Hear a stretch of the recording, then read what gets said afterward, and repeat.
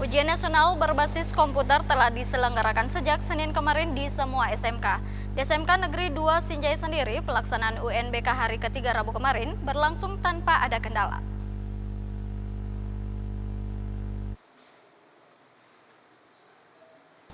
Sebanyak 73 siswa tercatat sebagai peserta ujian nasional berbasis komputer di SMK Negeri 2 Sinjai.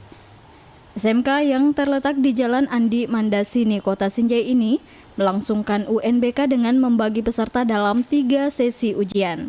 Hal itu mengingat peserta yang ikut dalam UNBK kali ini sebagian merupakan gabungan dari siswa SMK Wirakarya Sinjai. Meski demikian, dalam pelaksanaan UNBK hari pertama hingga hari ketiga ini, pihak sekolah tidak mengalami kendala termasuk persoalan jaringan internet. Kalau jaringan alhamdulillah sampai hari ini berlangsung sangat kondusif, jadi sama sekali tidak ada kendala yang berarti,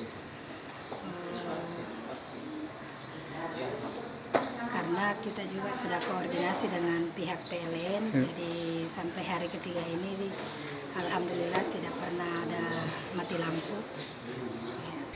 Kepada pihak-pihak terkait khususnya Telkom dan PLN, pihak SMK Negeri 2 berharap agar dalam UNBK yang tersisa 1 hari lagi ini dapat terus bersinergi demi lancarnya UNBK kali ini.